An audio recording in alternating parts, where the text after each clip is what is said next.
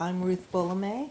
I live in the Ahupua'a of Pupukea in the district of Ko'olauloa on the island of Oahu in the Hawaiian Kingdom, otherwise known by the rest of the world as the 50th state called Hawai'i.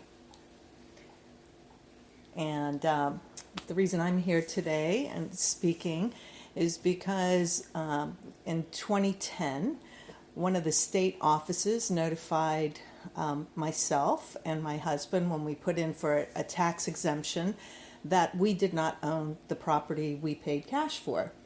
So that prompted me to research what exactly that meant, since I had a warranty deed that said, in fact, we bought this property. What we did find out was that in 1865, King Kamehameha V made a law and the legislature made a law in order to make the king's lands inalienable. Now, the purpose of the king's lands was so that the executive branch and the king himself would have funding. And during a time of our Hawaiian history, there was something called the Mahalo, or the sharing. Some people call it the division. And that was a time when King Kamehameha III split up all the lands into four particular parcels, so to speak, or divisions. So one part went to the king, one part went to what in English they call the chiefs, but it's our Ha'ali'i, also known as konohikis, and one part went to the government to sustain themselves. And then within the government lands, the king's lands, and the konohiki lands, there were what was called kuleana lands, which were the lands given to the maka'ainana, which people call the commoners. So they just weren't the Ha'ali'is. So anyway, during this division, the purpose of the division was that King Kamehameha III started seeing the aggressive imperialism sweeping the South Pacific. In international law, if there's a war, the lands in the kingdom could have been taken by spoils of war. However, if they were private lands cannot be taken by treaty or conquest. So the strategy was to make sure that the lands would be in as many private lands as possible. Also, because during that time we did not have grocery stores, the way we would sustain ourselves were with our gardens. And within each ahupua'a, or land division, which went from the mountain down to the sea, there were all the resources like water, fishing ponds, good soil, so that growing of food to sustain the people that lived within that land division or ahupua'a could sustain themselves. And then there were dry lands and lands that were called lo'is, where you could grow your taro, which was one of the food staples of the Hawaiians. And most people know it, the finished product, which is poi. And so these were the way the lands were divided. And even the government lands, it was meant to sustain the people and the government structure, but also the king's lands would take care of the executive branch, so as to minimize taxing the people. Would you agree? Oh, yes, that's an excellent recount of the history, going back way back. Now that I have a chance, I would like to introduce myself. I'm Williamson B.C. Chang. I am a professor of law at the William S. Richardson School of Law, which is at the University of Hawaii at Manoa, which is in Honolulu. And I've been teaching there since 1976. And right now, my specialty has become legal history of Hawaii.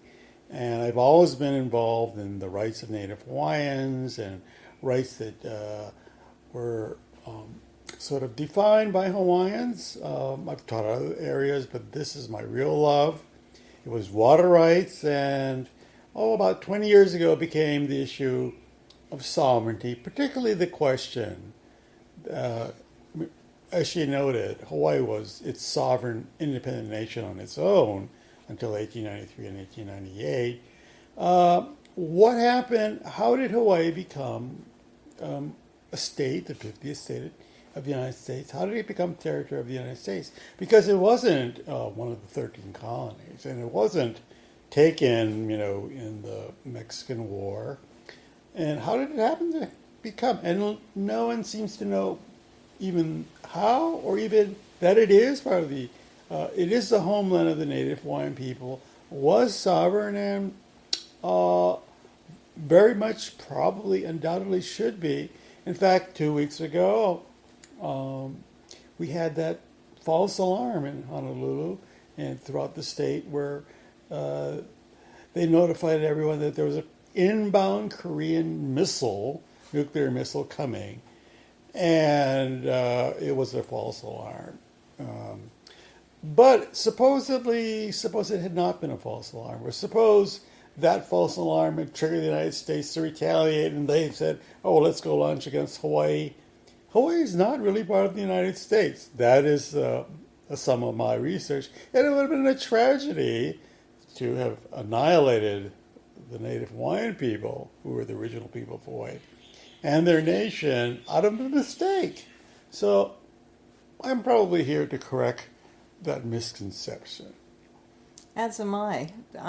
Because we found out that we didn't own this property. For the last 7 years, I began researching why is it that we don't own it, since according to the United States, we do own it. Well, the first thing that I found out, besides the lands, these are the king's lands. The Ahupua'a Pupukea and the Ahupua'a next door, called Paumalu, is part of the king's lands. That was made inalienable in 1865 on January 3rd. So if these lands were part of the United States property, it would have had to be transferred by January 2nd, 1865. Well, the United States was still on friendly terms with the Hawaiian Kingdom and recognizing the Hawaiian Kingdom as an independent nation at that time. So for them to begin having all of us believe that the lands were transferred and 1898? Yes, 1897 through the Newlands Resolution. Yes, that's correct. So in this Newlands Resolution, the usurpers of the Hawaiian Kingdom gave over to the United States all their interests, whatsoever that may be. Not saying what it was, never naming the Hawaiian Islands, and just giving the illusion that they had ownership, and they had retained it or gotten it through the usurpation of the Hawaiian Kingdom. But what I found was, as I kept researching, more and more of the truth began to unfold for me, and I got to learn more and more of my history. So one of the things that we learned was not only could we not own these lands by what was called a warranty deed, because in Black's Law Dictionary, a warranty deed is a likeness of ownership, but no ownership, just a color of title. That's its definition. So I believe everybody in the United States that have warranty deeds are in fact not owners. You have to have the allodial title. And in Hawaii, many of the lands during the Mahalo were given as allodial titles, or what they call less than allodial. But an allodial title is an absolute title. So the absolute title to this particular land in Ahupua'a that I live in belongs to King Kamehameha III, his heirs, and his successors. Now, a successor is someone who actually sits on the throne. The heirs are the direct descendants. And after all of our research and my husband and I basically freaking out that we didn't own what we bought, Come to find out, I'm actually one of the heirs, through the descendancy of Kamehameha, King Kamehameha I, who is the conqueror of the Hawaiian Islands. So what I found really interesting was when I started looking at the treaties were not made with the Hawaiian kingdom.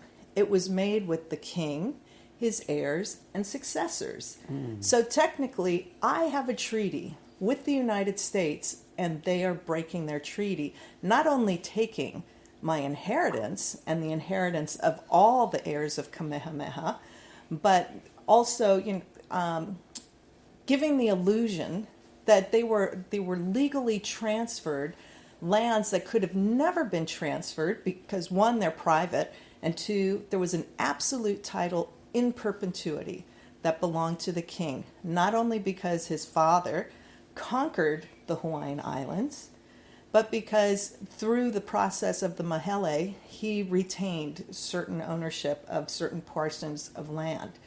So I have gone one more step because even though we went through the courts and we're still in the courts trying to get justice, I started realizing it was impossible to get justice in the Hawaii state courts or a U.S. court because, in fact, the judges are being paid by the state or by the United States to uphold a fraud.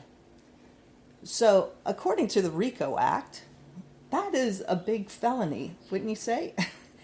And why don't you explain what RICO means? Well, the RICO Act is a racketeering act where Racketeering, Influence, Corruption Act, yeah.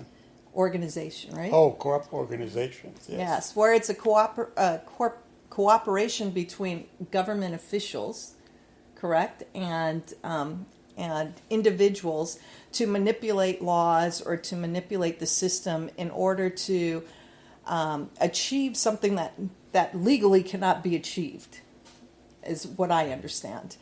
And so the RICO Act and the judges that are currently upholding this fraud that lands were transferred to the United States through the Newlands Resolution, it's a fraud and it's a conflict of interest.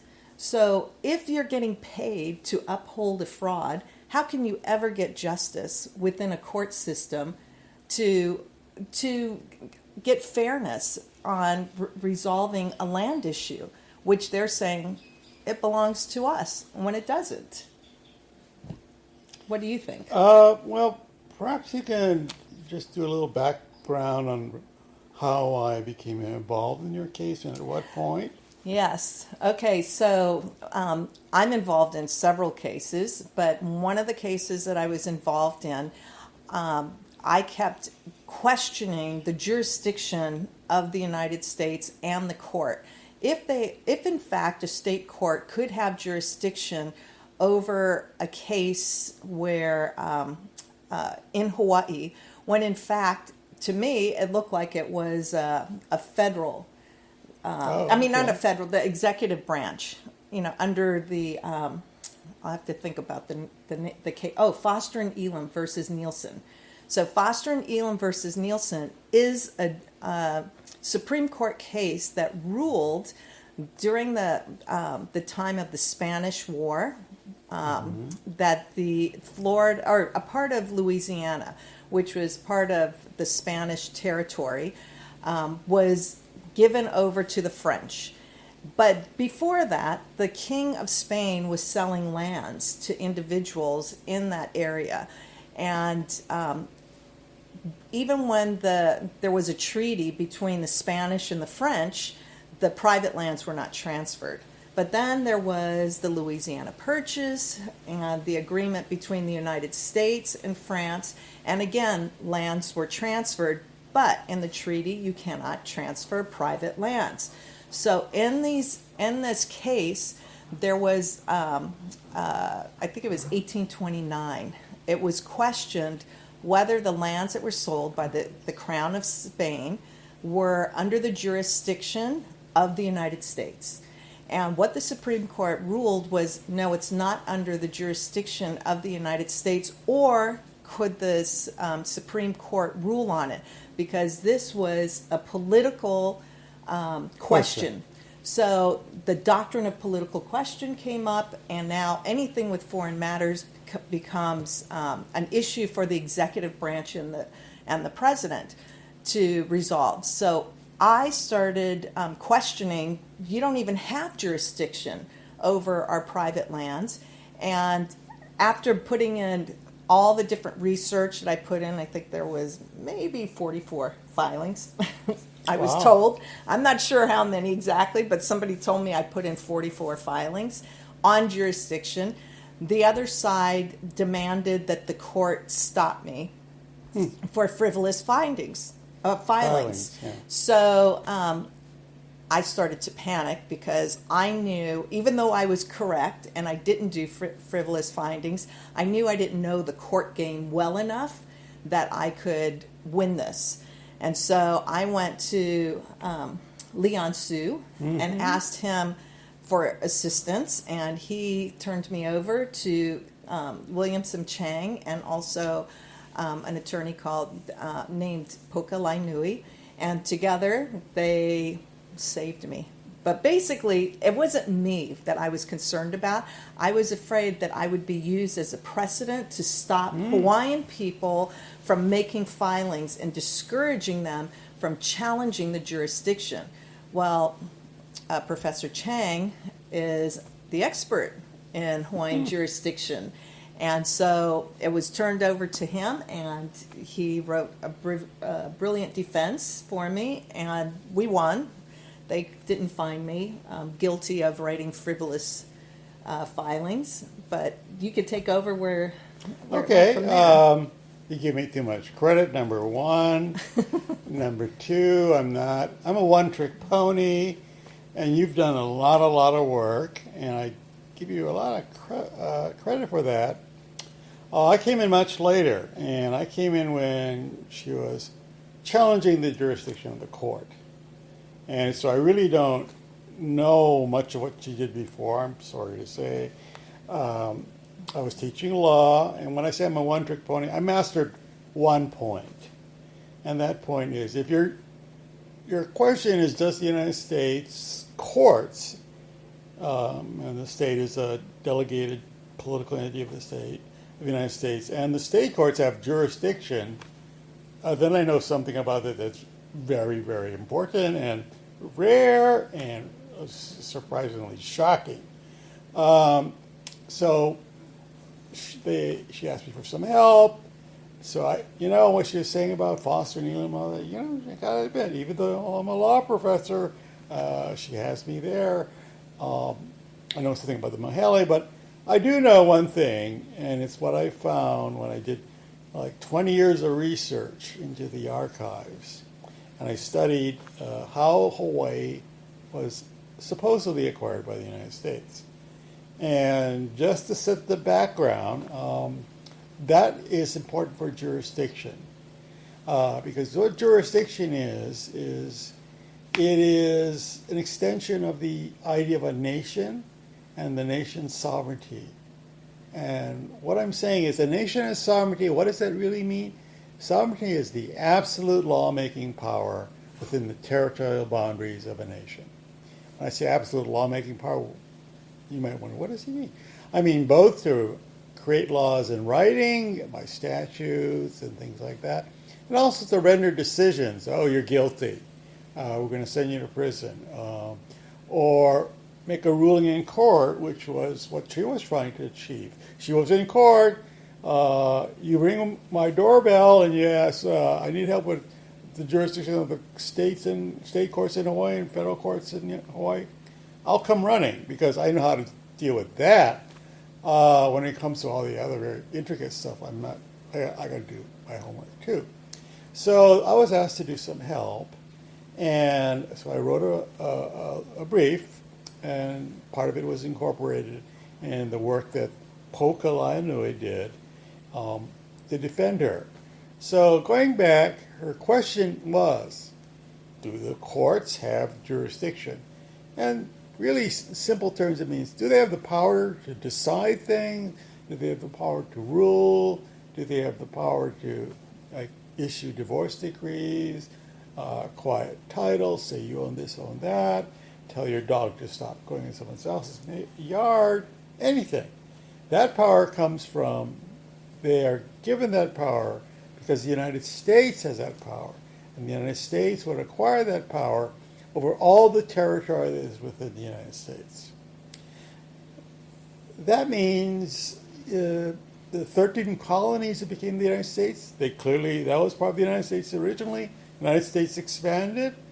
The Louisiana Purchase, you can purchase territory, and usually it's done and concluded by a treaty. What's a treaty? It's a document of consent between nations. It can take the form of a purchase of land, or it can take the form of an agreement about ballistic missiles or something. And so the United States follow the one of three ways in which you can acquire territory. It claims, and it's true, it acquired all the territory that it took after the first 13 colonies by treaty. So what are the three? War and conquest is one, like being violent and bad. Two is a treaty, which is being nice and agreeable, consensual. And the third is to discover it. And we can rule out the third in the case of Hawaii, because what is the doctrine of discovery? It's like you're the first there. So there's three ways in which a nation, which is a recognized entity already having power and the recognition of other states, can acquire more territory, and that is gives it more territorial power, which is extends its power. That's by discovery, conquering in war, or agreement or treaties. So the first means is discovery. You know those movies you once saw, or you've heard the stories of, there's a ship and someone plants a flag on a deserted island and says, I take this in the name of, King of Spain, blah, blah. That's discovery. That's where you're the first one to say, this belongs to my king. But it only applies where it's land that no one else has claimed yet, no one else is sovereign, no one else is a nation. So they always use deserted islands, but it could be like areas where they have been considered a nation. So if it's already a nation, you can't discover it. Makes sense. Number two is, and three are very easy to understand. One is taking a territory that's already part of another nation by force against its will, by conquest, war. And the other way is by friendship, love, marriage. You want to do it shaking hands. So one is like, getting into a relationship where the other side says, no, I don't like you. What are you doing? You go, no, you got to put up with it. The other way is, of course, we love each other. You got to marry me. Okay. So the United States take a lot of its lands by war. By Mexico. It's California. Terrible. It's terrible. Did it take some? Did it take some by treaties or consent? Like, I agree. Yep. Louisiana Purchase, three-way deal. The United States kind of played around with those two concepts because after every war we would take land, like in the Southwest, they would have a treaty of peace, and they would say, the treaty of peace says California belongs. You, Mexico, give up California to us. Is that all right? And Mexico, yeah, after you beat us up. Oh, who asked you that? Okay, but it's like, okay. So they say, it's a treaty. It's a consent thing. Oh, well, we'll consider it according to the United States as consent for now. The real point of my work is I was looking for 1, 2, or 3. Discovery was not applicable in the case of Hawaii because in 1840, Hawaii became a sovereign nation itself with its own king or its own monarchy. It was a constitutional monarchy. It had absolute authority over the Hawaiian Islands, and the United States recognized Hawaii. The United Kingdom recognized Hawaii. So by 1843, Hawaii was up and running as a nation equal to that of the United States. So it must be one of the other two, right? It's either the United States conquered Hawaii or the United States has a treaty with Hawaii. Well, lo and behold, there's no conquest of Hawaii by anybody. You go, what about the overthrow that I often hear about where the United States overthrew the Kingdom of Hawaii? Well, the United States steps aside from that and said, yes, we helped some rebels who were like, they were like expatriate white guys, Americans, excuse me, but they were, descendants of the missionaries who came and were good people in the 1820s, and their children weren't so nice. The guys, not the women. The guys were greedy, and they said American. Americans. Mostly Americans. Yeah. Some of that group were foreigners. But they said, Hawaiians can't run this country. They're running it into the ground. We can do better. So let's overthrow the queen. And so they did overthrow the queen. Well, there's 13 guys. How did they overthrow, at that time, an island with about 100,000 people living on it? How do you do that? Well, they tried. They went to the government building and read a proclamation. And all the clerks in the government building were having lunch. It was kind of amusing. Oh, yeah, we declare you dethroned. You're not in work anymore. We're in charge. Oh, yeah, okay. So what they had to have was the military force of the United States. So lo and behold, just by chance, there was a U.S. warship in the harbor when they undertook to overthrow the kingdom. And the United States said, oh, you need help? They go, yeah. And the United States commander looked at his crews and consulted and said, I can't do it just to help you, but, do you think Americans are in danger, American property? They go, yeah. So I'll land Marines just for that purpose. Well, the truth is, it's as transparent as it appears. There was discussions before that. The troops were landed to facilitate the coup d'etat by expatriate Americans, and they did it, and it's clear from the government reports that are objective that this is so. And even the president at that time got before the United States public on December 18th, 1893, and said to the public, this is terrible tragedy. The record is clear. America violated international law and the rights of Hawaii. So there was no conquest because the United States did not take over Hawaii at that time. They allowed the rebels to have control over Hawaii. The rebels went to the United States capital, Washington, and said, okay, quick, let's do a treaty where you take over Hawaii. And the United States had been prepared for that. It was the administration. And the timing was bad. They came at a time when it was a lame duck Senate. And the Senate said, the next president has been elected. Let's hear from him. We don't want to pass it. Besides, the American public was overwhelmingly against it. So there was no conquest in 1893, no treaty, and so there's never been any violence. People go, oh, why not? Didn't the Hawaiians want to fight back? Yes, they did. But would you want to fight a battle where if you hurt any American soldier, you have the wrath of the United States' huge military descending on the islands? No.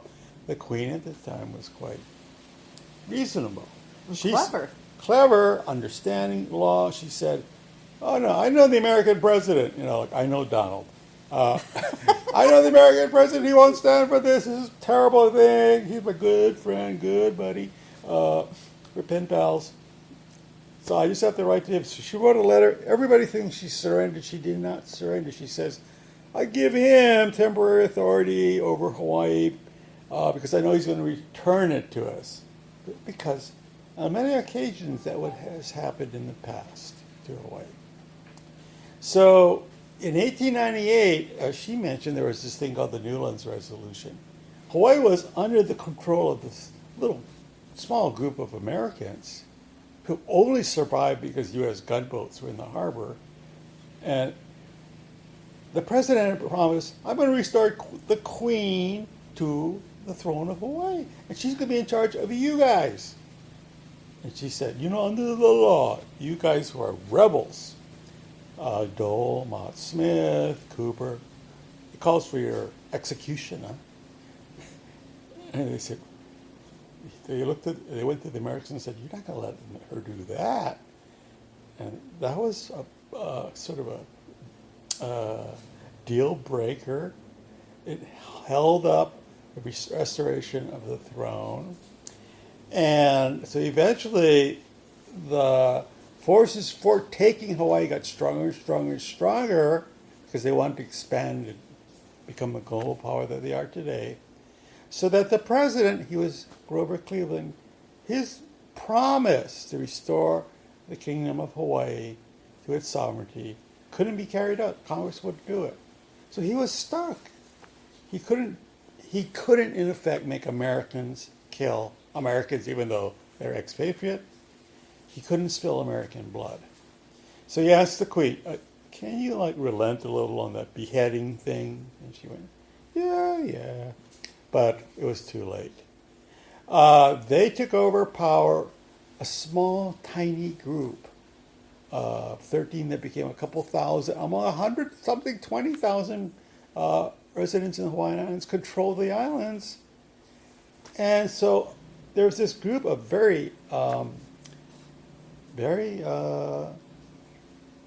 ambitious Americans. Theodore Roosevelt, I know he's beloved, but Theodore Roosevelt, Henry Cabot Lodge, and an admiral named Mahan said, we got to take Hawaii because we want to be a great nation. America didn't have any colonies back then. And they said, we want to be a great nation, to have colonies like Germany, France, United Kingdom, Germany.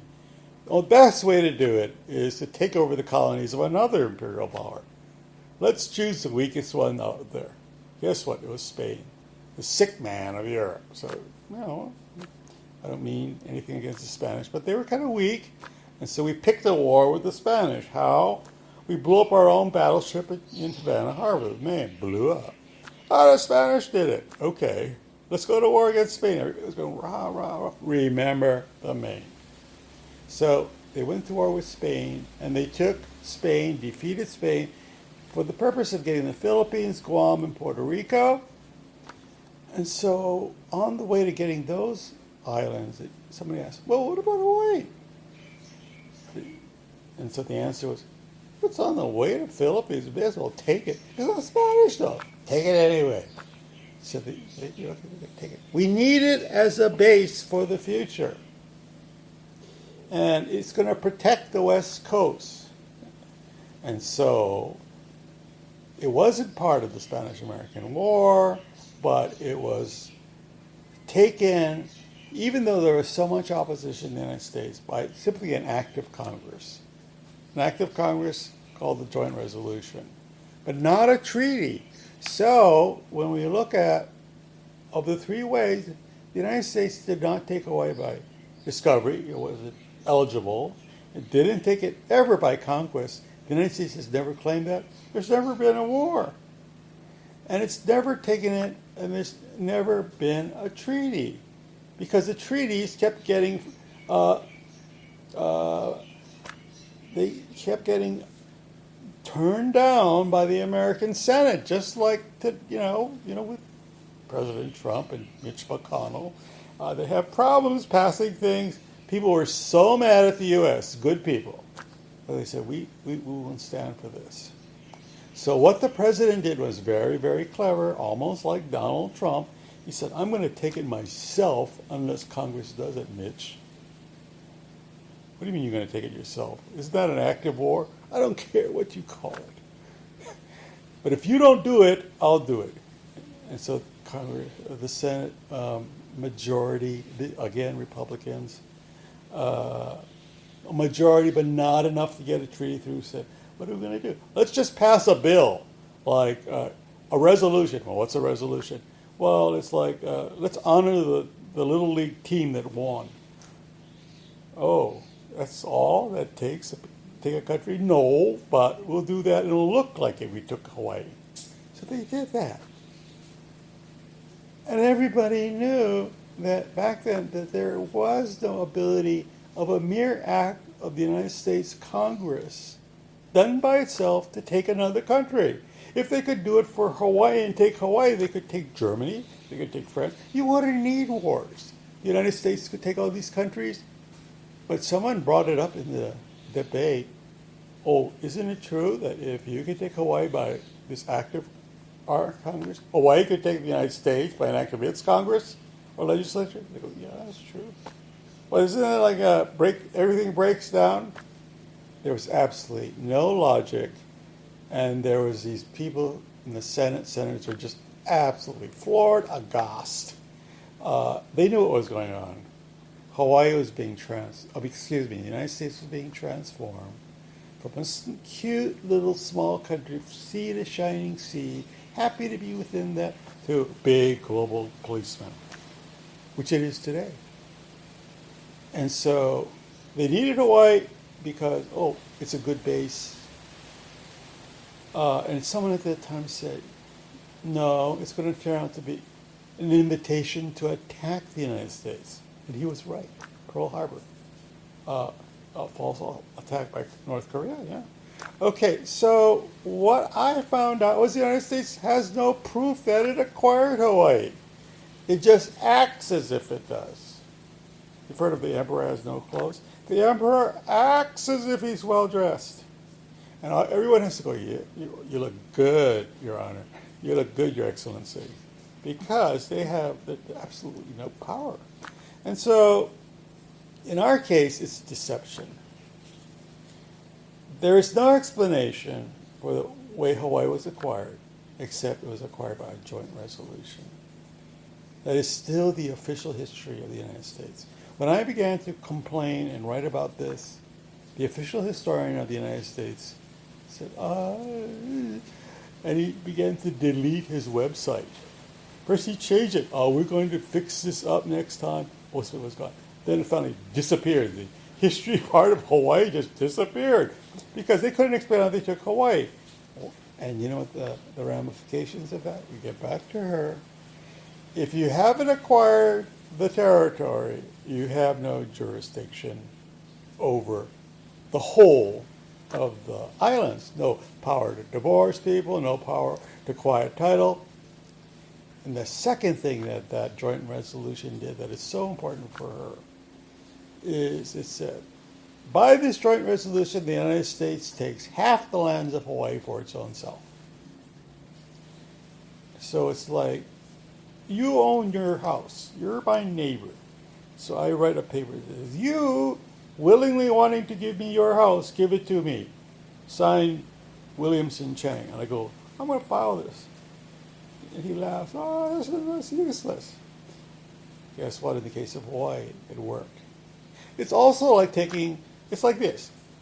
I see this woman, and I say to her, you're going to marry me. I'm going to marry you. Oh, she says, no way. And I say, watch. You expressing the desire to marry me, I accept. She says, give me a break. That's what happened in the case of Hawaii. That's how Hawaii became out of the United States. That is the basis of the jurisdiction over land, and that's the basis by which the United States claims its land. And here's the real kicker. The party that claims ownership of something has to prove it, not the other way around. That's why they say to her, prove that you own the land. Then you say to the United States, okay, you prove that you own Pearl Harbor. Why? We don't have to with the United States. That kind of says a lot, yeah. So that's the work I do. I'm a one-trick pony. I did all this research. I came up with these shocking admissions in the United States, by the United States. They confessed. What's better in law than a confession. Remember the glove that didn't fit, O.J. Simpson? You find that, it's like, okay, it's a confession. It's not me. They think I made it up. They say I'm crazy. Crazy as a fox. But no, it's in their historical documents. It's in their law, and it's in the Constitution of the state of Hawaii. It's all there. It's the law of the United States that Hawaii is not part of the state of Hawaii or the United States. I'm not making it up. Read my book for the details. Yeah. Do you have to break?